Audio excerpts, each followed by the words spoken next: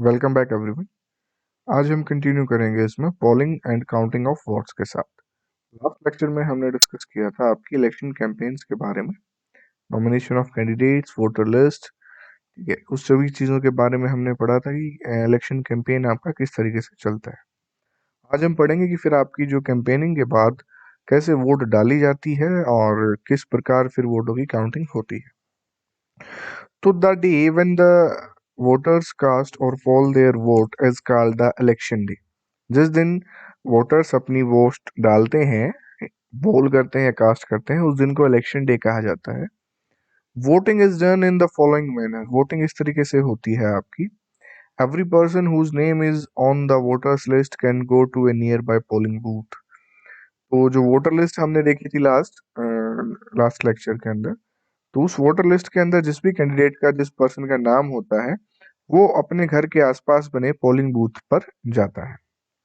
Once the voter goes inside the booth, the election officials identify her, put a mark on her finger and allow her to cast her vote.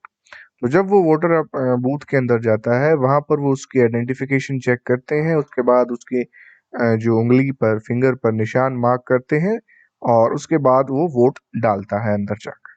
An agent of each candidate is allowed to sit inside the polling booth and ensure that the voting takes place in a fair way.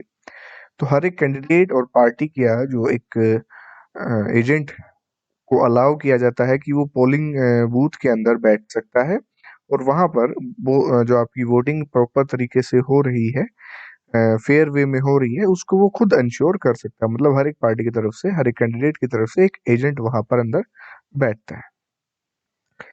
और इसके बाद जो एक पहले क्या होता था कि ballot paper is a sheet of paper on which the names of the contesting candidates along with the party names and symbols are listed. तो पहले क्या होता था कि बैलेट पेपर दिया जाता था जिसके ऊपर जो आपके कैंडिडेट्स, जितने भी कैंडिडेट्स अपने इलेक्शन में खड़े होते हैं, उन सभी की लिस्ट होती थी उसके ऊपर, और उसका सिंबल, नाम और सिंबल उसका उस लिस्ट पेज पर, बैलेट पेपर पर होता था।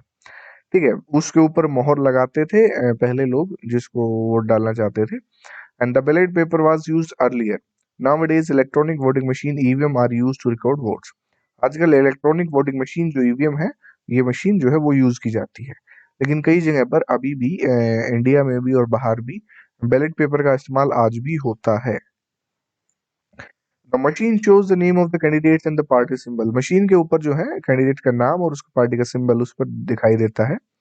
Voter has to just press the button against the name of the candidate she wants to give her vote to. तो कैंडिडेट का जो नाम, हर एक कैंडिडेट का नाम और सिंबल दिखेगा उस वोटिंग मशीन की ईवीएम के ऊपर, और जो आपका वोटर होगा उसको सिर्फ उसके सामने लगे बटन को प्रेस करना होता है, ठीक है, और उसकी वोट चली जाती है। Once the vote polling is over, all the EVMs are sealed and taken to a secure place. तो जब वोटिंग ओवर हो जाती है पूरी, तो उन ईवीएम मशीन्स को जो है सील करके सिक्योर प्लेस पर रख दिया जाता है, और कुछ दिन बाद सभी ईवीएम्स को खोला जाता है और वोट्स को सिक्योर किया जाता है हर एक कैंडिडेट के द्वारा। जो इतनी भी वोट्स आपकी हर कैंडिडेट्स के द्वारा ली गई हैं, उनको काउंट किया जाता है और बताया जाता है फिर, ठीक है। Candidates who secures the highest number of the votes from a constituency is declare elected. तो एक कंस्टिट्यूएंसी से जो कैंडिडेट्स को सबसे ज्यादा वोट मिलती हैं, उसको वहां का विनर डिक्लेयर कर दिया जाता है, इलेक्ट कर दिया जाता है उसको वहां से। Now what makes a election, India के अंदर जो आपके इलेक्शंस को डेमोक्रेटिक हम कब कह पाएंगे, ठीक है, मतलब इलेक्शंस जब होते हैं तो उनको डेमोक्रेटिक वे में इलेक्शंस हो रहे हैं, यानी उनको कैसे, कब कहेंगे। इंडिपेंडेंट इलेक्शन कमीशन है इंडिया के पास, पहली बात तो, ठीक है, यानी कि in India elections are conducted by election commission. The Chief Election Commissioner is appointed by the President of India. Election Commission is independent and has a wide range of powers which are। तो India के पास अपना खुद का independent जो आपका election commission है, वो किसी के अंडर काम नहीं करता है, वो इंडिपेंडेंटली काम करता है इलेक्शन कमीशन इंडिया के अंदर, ठीक है। इसको प्रेसिडेंट के द्वारा, जो इसका हेड होता है चीफ इलेक्शन कमिश्नर, उसको प्रेसिडेंट के द्वारा इलेक्ट किया जाता है, और उसके बाद उसको इलेक्ट करने के बाद उसके अंदर जो देखभाल होती है, आई मीन जो काम करवाने होते हैं, रूल्स रेगुलेशन जो होते हैं, वो सारे आपके यही फॉलो करता है। वो प्रेसिडेंट को भी फिर वापस जवाब देने का मतलब प्रेसिडेंट भी उससे कोई सवाल नहीं पूछ सकता उसके बाद। वो चीफ जो होगा उसका इलेक्शन कमिश्नर, वो अपने हिसाब से काम करेगा, किसी के अंडर किसी के प्रेशर में काम नहीं करेगा। Election Commission takes decision on every aspect of conduct and control of election from the announcement of election to the declaration of the result. Election Commission हर एक चीज का इलेक्शन को अनाउंस करने से लेकर इलेक्शन के रिजल्ट डिक्लेयर करने तक, वो हर एक चीज जो है इलेक्शन कमीशन अपने हिसाब से करता है, वो किसी के अंडर काम नहीं करेगा।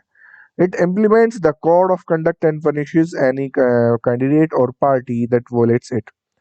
तो वो जो हमने कोड ऑफ कंडक्ट पढ़ा था ना, रूल्स रेगुलेशन आपके बनाते हैं, वो बनाएंगे। और अगर कोई उन कोड ऑफ कंडक्ट को तोड़ता है तो उसको सजा देने का प्रावधान भी इलेक्शन कमीशन के पास है। और during the election period, election commission can order the government to allow some guidelines to prevent the use and misuse of government power to enhance its chances to win election or transfer some government officials. तो election period के दौरान election commission क्या कर सकता है, government को कुछ guidelines, government को भी ऑर्डर दे सकती है इलेक्शन के दौरान, ये गवर्नमेंट को भी गाइडलाइंस जारी कर सकता है, ताकि जो आपकी गवर्नमेंट की पावर्स हैं, गवर्नमेंटल पावर्स हैं, उनको कोई यूज या मिसयूज ना कर पाए इस इलेक्शंस को जीतने के लिए। ठीक है, और किसी और ट्रांसफर कर सके किसी गवर्नमेंट ऑफिशियल्स का, इस चीज का भी ध्यान वहां पर रखा जाता है। When on election duty, government officers work under the control of the EC and not the government. और इलेक्शन ड्यूटी के दौरान, जब इलेक्शन के समय ड्यूटी लगाई जाती है उनकी, तो उस समय जो गवर्नमेंट के डिपार्टमेंट के अंदर जितने भी ऑफिसर्स की ड्यूटी वहां पर लगती है, तो वो सब आपके क्या करेंगे, इलेक्शन कमीशन के अंडर काम करेंगे, ना कि गवर्नमेंट की ऑर्डर्स के अंडर काम करेंगे। वो उसके अंदर इलेक्शन कमीशन के अंडर काम करेंगे।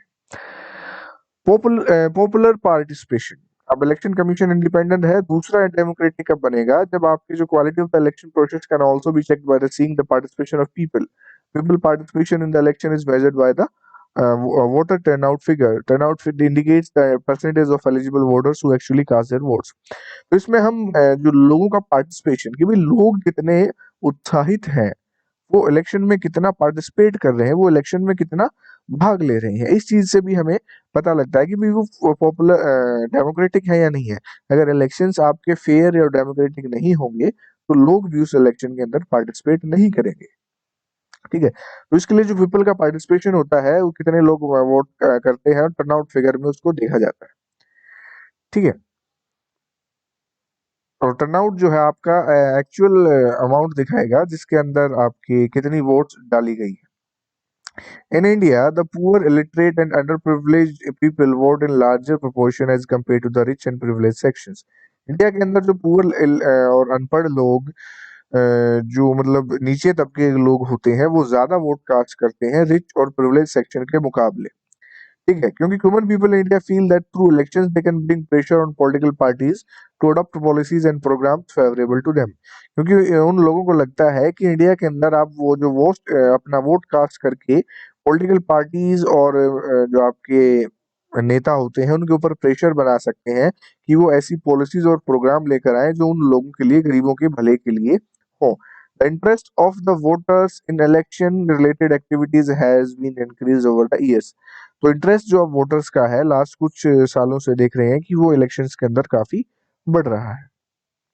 एक्सेप्टेंस ऑफ इलेक्शन आउटकम, तीसरी चीज होती है कि भाई इलेक्शन डेमोक्रेटिक है जब one final test of the free and fairness of the election is the outcome. जो रिजल्ट आएगा उसको सब एक्सेप्ट करेंगे, चाहे हारने वाली हो चाहे जीतने वाली हो पार्टी, वो उसको इजीली एक्सेप्ट करे। The ruling parties routinely lose election in India both the at the national and state level. तो रूलिंग पार्टी जो है, जो जो सत्ता में पावर में होगी, वो इलेक्शंस भी हारती रहती है। ठीक है, नेशनल लेवल पर हो चाहे स्टेट लेवल पर। चाहे आप किसी स्टेट के अंदर देखिए, एक ही पार्टी जो है हमेशा नहीं बनी रहती है। ठीक है, चाहे इंडिया कंट्री के अंदर पूरे के बाद हो नेशनल लेवल पर, तो जैसे कांग्रेस आती रही है, फिर बीच में भाजपा आ जाती है, फिर कांग्रेस, तो ऐसे मतलब वो हारती रहती है, जीतती रहती है। In the US the an incumbent or sitting elected representative rarely loses an election. In India, about half of the sitting MPs or MLAs lose elections. तो यूएस के अंदर क्या होता है, जो आपका एक बार वहां पर सीटिंग इलेक्टेड रिप्रेजेंटेटिव होता है, वो एक बार चुन लिया जाता है, तो रेयरली ही इलेक्शन हारता है। लेकिन इंडिया के अंदर जो आपके एमपी एमएलए होते हैं, वो दूसरा इलेक्शन हारते रहते हैं। रेयर होते हैं जो आपके ज्यादा टाइम तक बने रहे। Candidates who are known to have spent a lot of money on buying votes and those with non-criminal connections often lose elections. तो कैंडिडेट्स जिन्होंने कुछ ज्यादा पैसा लगाते हैं वोट खरीदने के लिए, या जिनके क्रिमिनल कनेक्शंस होते हैं, वो भी इलेक्शंस हार जाते हैं। Barring very few disputed elections, the electoral outcomes are usually accepted as people's verdict by the defeated party. तो कुछ ही आपके डिस्प्यूटेड इलेक्शंस होते हैं जहां पर जो रिजल्ट आता है वो कुछ लोग उसको एक्सेप्ट नहीं करते हैं, डिफीटेड पार्टी उसको एक्सेप्ट नहीं करती है, वो बहुत कम जगह देखने को मिलता है। बाकी नॉर्मली उसको एक्सेप्ट कर लिया जाता है, तो इसी से पता लगता है कि वो डेमोक्रेटिक इलेक्शंस हुए थे। Now what are the challenges to free and fair elections? अब क्या जो हमें सामना करना पड़ता है फ्री और फेयर इलेक्शंस के अंदर? Election in India are basically free and fair. तो इलेक्शन इंडिया के अंदर बेसिकली फ्री और फेयर है। कैसे? Sometimes this may not be true for every constituency, these are many limitation and challenges to elections, these include. लेकिन कई जगह पर जो है हमें कुछ समस्याओं का सामना करना पड़ता है। इंडिया जैसे इलेक्शन के अंदर कुछ समस्याएं आती हैं, लिमिटेशन है, कुछ चैलेंजेस है, वो इंक्लूड करते हैं आपके candidates and parties with a lot of money enjoy a big and unfair advantage over smaller parties। तो जो बड़ी पार्टीज या काफी पैसे वाले कैंडिडेट्स होते हैं, वो क्या करते हैं आपके, उनके पास जो है काफी ज्यादा पैसा होता है, और इसी वजह से जो छोटे कम पैसे वाले कैंडिडेट या छोटी पार्टियां, वो ज्यादा पैसा नहीं खर्च पाते, वो लोगों को लुभा नहीं पाते। Candidates with criminal connections have been able to push others out of the electoral race and secure a ticket from the major parties.